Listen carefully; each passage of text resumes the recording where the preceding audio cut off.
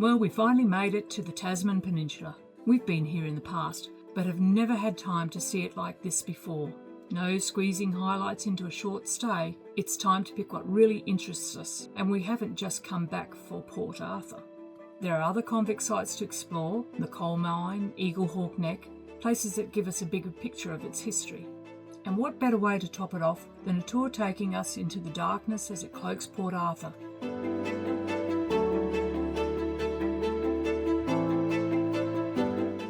We've arrived at the NRMA caravan park at Port Arthur. Very pleasant grounds. Lovely. Lots of bird life. Apparently it comes down to see you.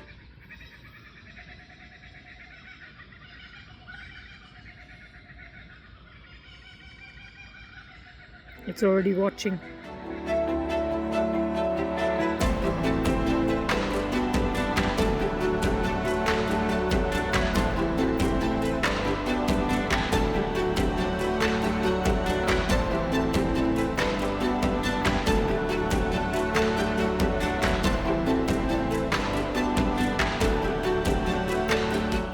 What a lovely spot we have here. Site 16. Overlooking the bush, and if you're up in the van you can actually see the water over there. Very nice. Spring has arrived.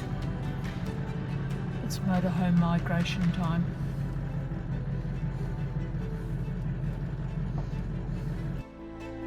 We're back at Port Arthur, my third and Ron's second visit.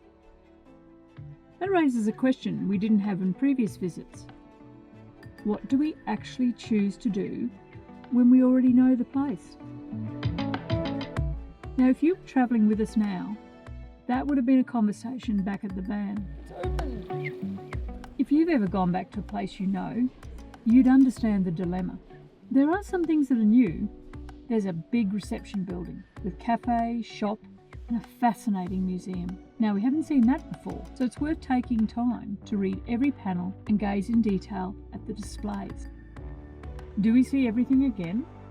Or do we cherry pick a couple of things and really dive into the stories?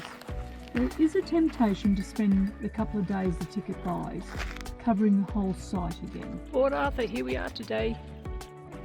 I think it's sort of like a kind of refresher course, I guess. So we are asking one simple question. What are we generally curious about this time? But I have to tell you, there is something we love to do together. Perhaps it's a little bit quirky. We absolutely get a kick out of ghost tours. Decision made.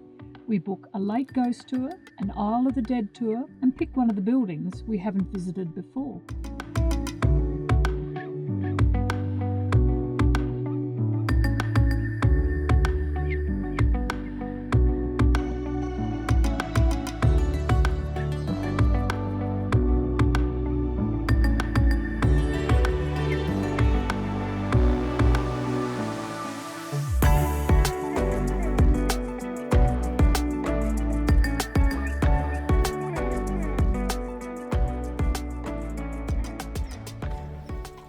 What did you think of the tour, Ronnie?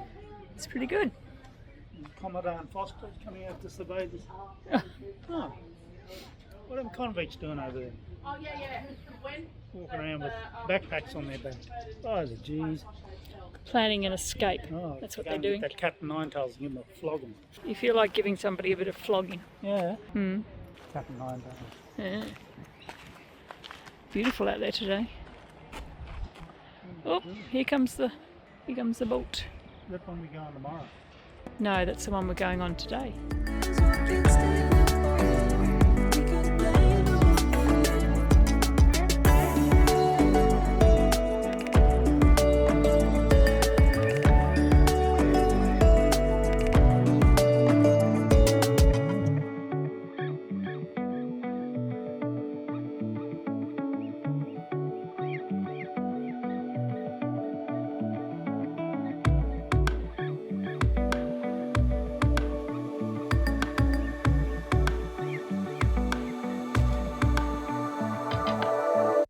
Well, at the end of the day, we toy with returning for a second day. Is this a decision based on the fear of missing out, Or do we genuinely need to come back? Well, the ghost tour satisfies that question, taking us to buildings we hadn't visited during the day. But excited tonight. Tonight we're going on a Port Arthur ghost tour. I love a good ghost tour. Excited, Ronnie?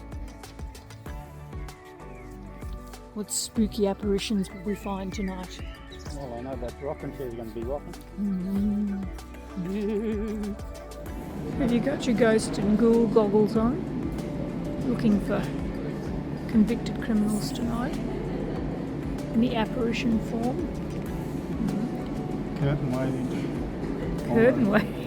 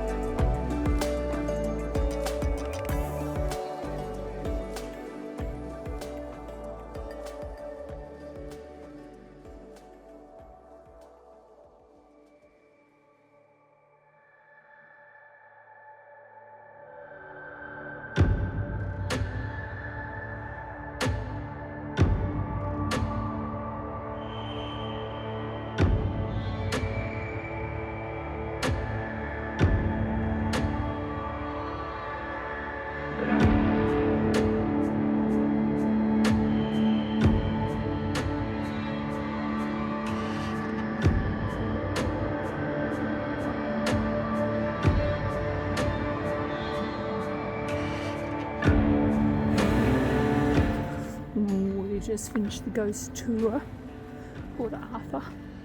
Did we see any ghouls or ghosts? Nope.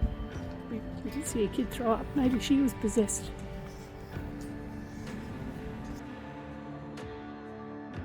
Port Arthur's penal colony history broadens with a visit to the coal mine's historic site. An outcrop of coal is discovered at Plunkett Point in 1833. Shortly, convicts are put to work building a government workstation and mining the coal. As a working government station, it held up to 600 prisoners. In the history of Australia's penal colonies, this was the first underground mine in Tasmania. Today is all about convicts. This is what's left of the buildings of the coal mine that was started just after Port Arthur. Not much of the buildings left now, but you can certainly see where the convicts used the chisels to make the marks on the stone, which is pretty cool. Thankfully, the visitor to this site no longer has to experience the conditions of those pitch-black, narrow, airless and humid underground tunnels. However, if uncomfortable experiences is your thing, then wandering along and into the underground confinement cells is definitely for you. The coal mines were closed in 1848 on both moral and financial grounds. That doesn't bear thinking about. And the historic coal mine site is about 30 kilometres from Port Arthur itself.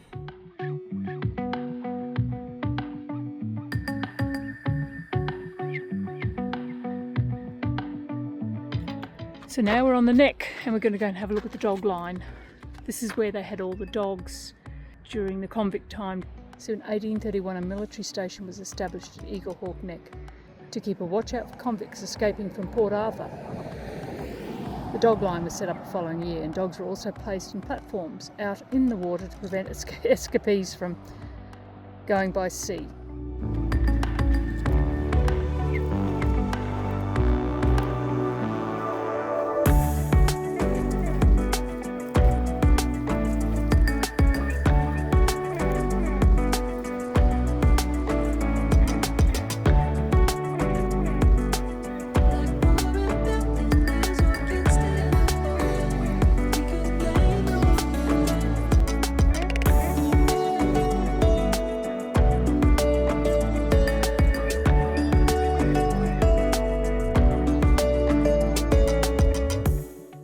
Casual visitor popped by.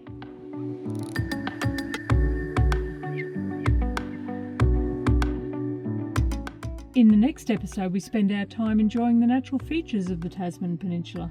This is a place full of wild animals and wild places.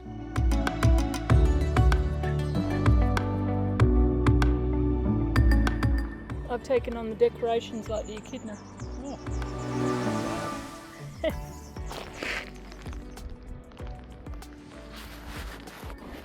Look at this.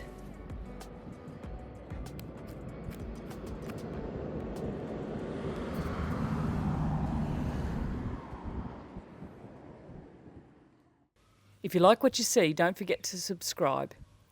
Press the like button and leave a comment.